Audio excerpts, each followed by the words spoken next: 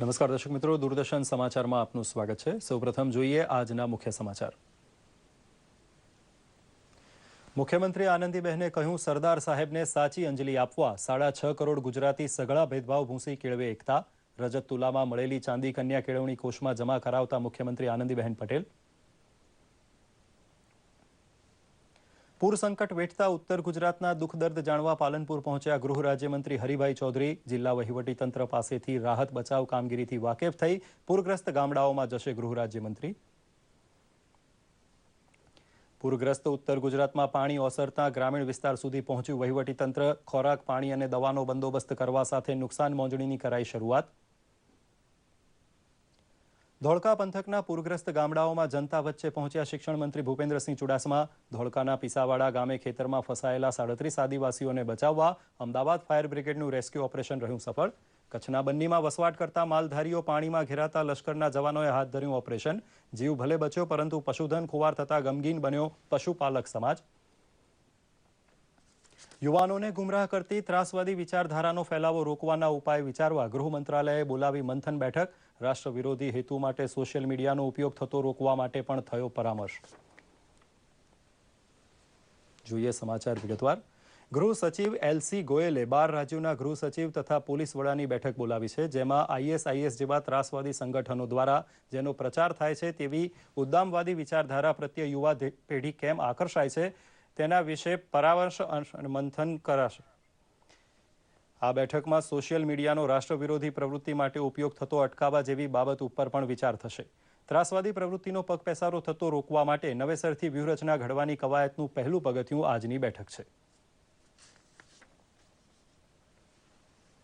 મુખ્યમંત્રી આનંદીબહેન પટેલે ભારપૂર્વક જણાવ્યું છે કે 6.5 કરોડ ગુજરાતીઓ નાત જાત કે જ્ઞાતિ કોમના ભેદભાવ મિટાવી એકજૂટ થઈ સૌના વિકાસ માટે પ્રતિબદ્ધ થાય તે જ સરદાર સાહેબને યથોચિત ભાવાંજલિ કહેવાય।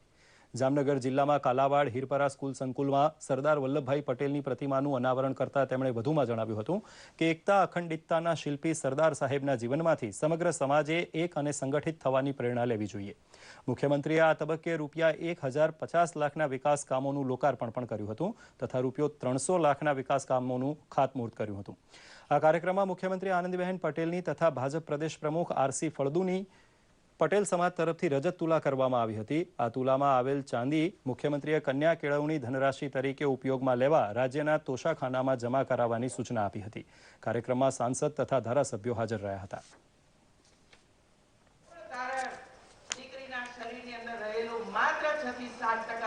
હિમોગ્લોબિનનું પ્રમાણ અને એ જ દીકરી મોટી થતા થતા માં બને બાળકને જન્મ આપે ત્યારે એના શરીરની અંદર કોઈ પોષણ જ ના હોય તો 9 મહિના સુધી માતાના પેટની અંદર ઉછળતા બાળક ક્યાંથી પોષણ મેળવવાનું। ગૃહ રાજ્યમંત્રી હરિભાઈ ચૌધરીએ પાલનપુર પહોંચી ઉત્તર ગુજરાતના પૂર સંકટમાં વહીવટી તંત્રએ હાથ ધરેલી રાહત બચાવ કામગીરીની સમીક્ષા કરી હતી। પૂર પીડિતોના દુઃખ દર્દ જાણવા માટે શ્રી ચૌધરી આવતીકાલે પૂરગ્રસ્ત ગામડાઓની મુલાકાત લેવાના છે, જે પ્રવાસમાં બીએસએફના ડીઆઈજી પણ જોડાશે। ગૃહ રાજ્યમંત્રી હરિભાઈ ચૌધરીએ પાલનપુર સર્કિટ હાઉસમાં જિલ્લા વહીવટીતંત્ર સાથે હમણાં જ બેઠક પૂરી કરી છે અને આપણી સાથે મંત્રી શ્રી ખુદ ફોન લાઈન ઉપર વાત કરવા માટે હાજર છે। સ્વાગત છે હરિભાઈ આપનું અમારા ન્યૂઝમાં। પૂર સંકટમાં રાહત અને બચાવ અંગે આપની સમીક્ષા કેવી રહી? છેલ્લા 5 દિવસમાં બનાસકાંઠા જિલ્લામાં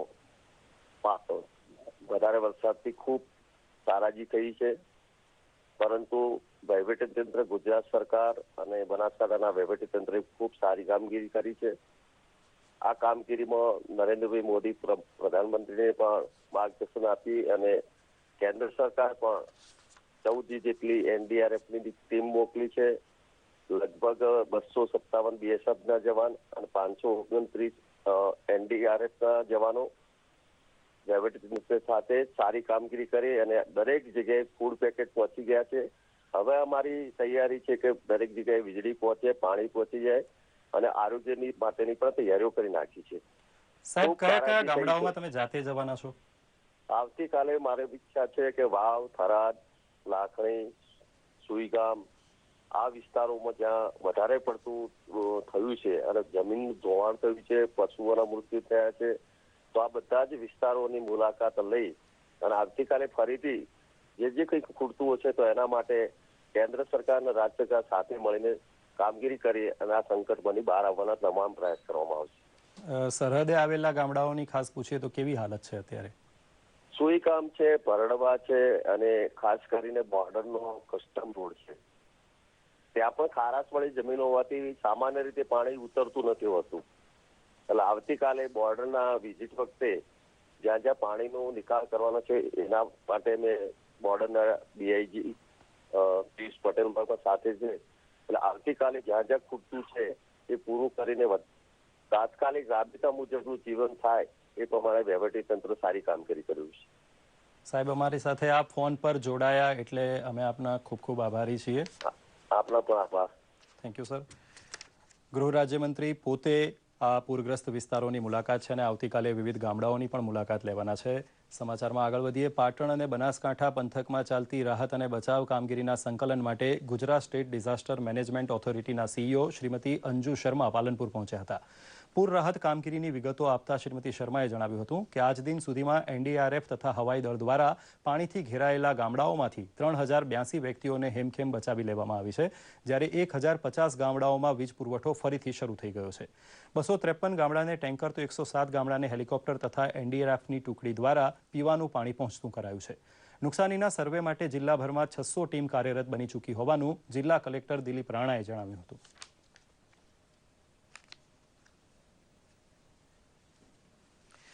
બનાસકાંઠાના પૂરગ્રસ્ત વિસ્તારોમાં હેલિકોપ્ટર મારફતે ખોરાક તથા અન્ય સાધન સામગ્રીનો જથ્થો પહોંચતો થતાં જનતાને રાહત થઈ છે. મોટી ગરનાળ જેવા અંતરિયાળ ગામે ફૂડ પેકેટ્સનો જથ્થો હેલિકોપ્ટર દ્વારા પહોંચતા ગ્રામવાસીઓ ખુશખુશાલ થઈ ગયા હતા અને પૂરની આફત સમયે જિલ્લા વહીવટીતંત્ર દ્વારા ગોઠવાયેલી રાહત અને બચાવ કામગીરી પ્રત્યે સંતોષ વ્યક્ત કર્યો હતો. ફૂડ પેકેટ્સની સાથે સાથે દવાઓ પણ મોકલવામાં આવી રહી છે. આજે સાંજ સુધીમાં તમામ પૂરગ્રસ્ત ગામડે વીજ પુરવઠો ફરીથી શરૂ થઈ જવાનો છે.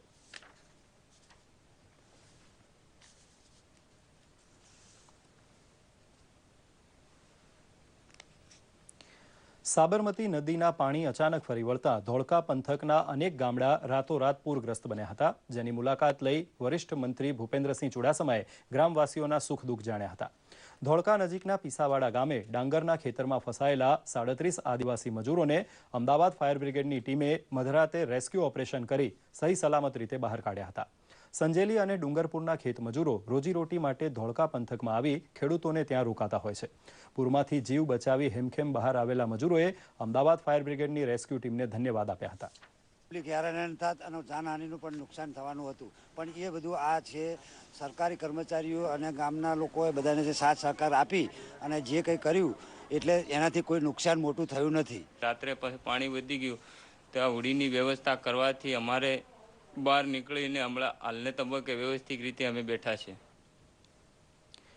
ભારે વરસાદ તથા પૂરને કારણે કચ્છના ભુજ તાલુકાના છેવાડાના બન્ની વિસ્તારના શેરવો ગામ નજીક ચારે બાજુથી પાણીથી ઘેરાયેલા 184 લોકોને સેના તથા એસઆરપીના બહાદુર જવાનોએ ભારે મહેનત તથા હિંમત દાખવી બચાવી લીધા હતા, જેમાં 3 માસના બાળકથી માંડી વૃદ્ધ મહિલાઓ તથા કેટલાક પશુઓને પણ સહી સલામત સ્થળે પહોંચાડાયા હતા.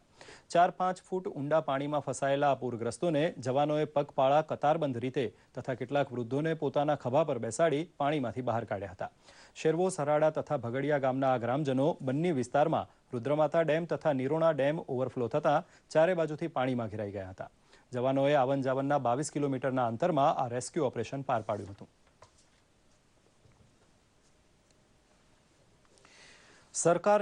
કેન્દ્ર સરકારની તથા જાહેર સાહસોમાં વર્ગ 1 તથા વર્ગ 2ની ભરતી પરીક્ષા માટે પ્રશિક્ષણ વર્ગ 2015-2016ની પહેલી તાલીમ બેચનો આજે અમદાવાદમાં સ્પીપા ખાતે પ્રારંભ થયો હતો. આ પ્રસંગે તાલીમ બેચના વિદ્યાર્થીઓને સ્પીપાના આઈએએસ કોર્સ કરેલા વિદ્યાર્થીઓએ પોતાના અનુભવો કહ્યા હતા તથા કેટલાક સૂચનો પણ કર્યા હતા. ગુજરાત સરકારના મુખ્ય સચિવ GR અલોરિયાએ જણાવ્યું હતું કે વધુ યુવાનો સરકારી નોકરીઓમાં જોડાઈને રાજ્ય તથા દેશની સેવા કરે તે ઇચ્છનીય છે. સ્પીપાના ડાયરેક્ટર વિપુલ મિત્રાએ જણાવ્યું હતું કે બાયસેગ અને ઇગ્રામ દ્વારા ગુજરાતની સ્કૂલોમાં લાઈવ ટેલિકાસ્ટ દ્વારા વધુને વધુ યુવાનોને આ પ્રકારની પરીક્ષાઓ બાબતે વધુ માહિતી તથા માર્ગદર્શન મળી રહે તેવો સ્પીપાનો પ્રયાસ છે.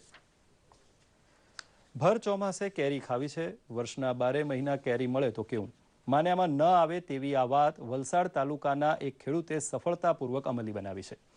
ફણસવાડા ગામના ખેડૂત બાબુભાઈ પટેલે કપરાડા તાલુકામાં છેવાડાના વિસ્તારોમાં રખડી 12 માસ કેરી આપતા આંબાઓને શોધી આવા આંબાઓની કલમો પોતાની વાડીમાં વિકસાવીને 5 જાતની કેરીઓનો પાક ઉતારવો શરૂ કર્યો છે. માધુરી, મંગલા, ભગીરથી, ચૈત્રી મોર તથા શ્રાવણી નામની કેરીઓ એપ્રિલથી ઓગસ્ટ સપ્ટેમ્બર સુધીના ગાળામાં આંબે ઝૂલતી જોવા મળે છે. નવસારીમાંથી આંતરરાષ્ટ્રીય કક્ષાની સ્પર્ધામાં ભાગ લેવા 3 રમતવીર દેશનું પ્રતિનિધિત્વ કરવા ફ્રાન્સ જઈ રહ્યા છે. તેઓ ફ્રાન્સમાં યોજાનાર વર્લ્ડ માસ્ટર રમતોત્સવમાં ભાગ લેશે. તેમને સન્માનિત કરી શુભેચ્છા પાઠવતો એક કાર્યક્રમ નવસારીની શાળામાં યોજાયો હતો. આ રમતવીરોમાં એક સ્પર્ધક જીવનભાઈ પટેલ 80 વર્ષથી વધુ વયના ખેલાડીઓમાં જેવેલિયન થ્રોમાં ભાગ લેશે. બીજા અન્ય એક શિક્ષક કમલેશ પટેલ તથા અન્ય એક ખેલાડી ફરદુન મિર્ઝા પણ વિદેશ જઈ રાષ્ટ્રીય કક્ષાની સ્પર્ધામાં ભાગ લેશે. આ રમતવીરો સ્વખર્ચે તથા લોક ભાગીદારીથી એકત્ર થયેલા નાણાંથી રમતોત્સવમાં ભાગ લેશે. રમતોત્સવ તારીખ 4 ઓગસ્ટથી 16 ઓગસ્ટ દરમિયાન યોજાનાર છે. જૂનાગઢ કૃષિ યુનિવર્સિટીની 3 દિવસીય NSS શિબિરનો પ્રારંભ થયો હતો. આ શિબિરમાં રાજ્યની 4 કૃષિ યુનિવર્સિટીના 210થી વિદ્યાર્થીઓ જોડાયા હતા. કૃષિ યુનિવર્સિટીના ઓડિટોરિયમ ખાતે આ શિબિરનો પ્રારંભ કાર્યક્રમ કૃષિ યુનિવર્સિટીના કુલપતિ ડોક્ટર AR પાઠક સહિતના મહાનુભાવોની ઉપસ્થિતિમાં યોજાયો હતો. NSSના જિલ્લાના આ શિબિરમાં પ્રારંભે પૂર્વ રાષ્ટ્રપતિ ડોક્ટર APJ અબ્દુલ કલામને વિદ્યાર્થીઓ અને મહાનુભાવોએ શ્રદ્ધાંજલિ આપી હતી. અધ્યક્ષ સ્થાનેથી કુલપતિ ડોક્ટર AR પાઠકે જણાવ્યું હતું કે NSSમાં વિદ્યાર્થીઓના વ્યક્તિત્વ ઘડતરની સાથે સાથે સામાજિક ઘડતર પણ થાય છે. નેતૃત્વના ગુણ આવી સામાજિક પ્રવૃત્તિથી વિકસે છે. વિદ્યાર્થીઓમાં સંઘભાવના અને માનવ સેવાના ગુણ પણ વિકસે છે. ગુજરાતના લોક ગાયકોમાં અનેરું સ્થાન ધરાવતા કીર્તિદાન ગઢવીનો કાર્યક્રમ અમદાવાદમાં યોજાઈ ગયો. ભારતીય આશ્રમ સરખેજ ખાતે યોજાયેલા લોક ડાયરામાં કીર્તિદાન ગઢવીએ લોક સાહિત્ય અને લોકગીતો રજૂ કરી શ્રોતાઓને મંત્રમુગ્ધ કર્યા હતા. ગુજરાતની ખમીરવંતી પ્રજામાં ભારતીય સંસ્કૃતિ અને ગૌમાતા પ્રત્યેનો પ્રેમ તેમજ ધર્મમાં અખૂટ શ્રદ્ધાને લીધે ગુજરાતના લોકો લોકગાયકો પર રૂપિયાનો વરસાદ વરસાવે છે તેમ કીર્તિદાન ગઢવીએ જણાવ્યું હતું. તેમણે કહ્યું હતું કે મારી લોકગાયકી નહીં પણ લોકોની સંસ્કૃતિ પ્રત્યેની શ્રદ્ધાની આ લગન છે.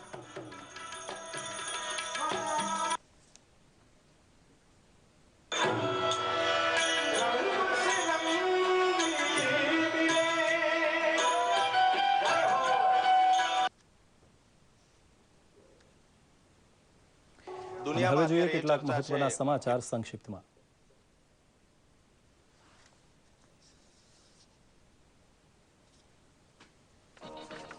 ખેડૂતોના 14,000 કરોડના નાણાં ખાંડ મિલોમાં સલવાઈ જતા ઉપાય શોધવા તથા ખાંડ ઉદ્યોગને બેઠો કરવા તાકીદની વિચારણા કરવા પ્રધાનમંત્રીએ નવી દિલ્હીમાં યોજી બેઠક. દેશની 500 જેટલી ખાંડ મિલોમાંથી 100 ખાંડ મિલોની હાલત છે કથળેલી. શિવસેનાની યુવા પાંખ યુવા સેનાના અધ્યક્ષ આદિત્ય ઠાકરે તથા શિવસેનાના સાંસદ આનંદ રાવ પ્રધાનમંત્રી નરેન્દ્ર મોદીને મળ્યા. મહારાષ્ટ્રમાં શિક્ષણ ક્ષેત્રે કરાયેલી કેટલીક સ્વૈચ્છિક પ્રવૃત્તિઓની પ્રધાનમંત્રીને આપી માહિતી. છત્તીસગઢના મલકાનગીરીના સીમા પ્રદેશમાં તાંદકી વન વિસ્તારમાં સુરક્ષા દળો અને નક્સલવાદીઓ વચ્ચેની અથડામણમાં 2 મહિલા સહિત 3 નક્સલવાદીઓ થયા ઠાર. ઓરિસ્સાના એસઓજીના સહયોગ સાથે નક્સલવાદીઓનો ગુપ્ત અડ્ડો શોધવા હાથ ધરાયું હતું અભિયાન. શહેરી વિકાસ મંત્રી વેંકૈયા નાયડુએ કહ્યું છે કે સર્વસમાવેશક શહેરી વિકાસ માટે 100 સ્માર્ટ શહેર બાંધવાનું કામ હાથ ધરવા 50,000 કરોડ રૂપિયા ફાળવશે મોદી સરકાર.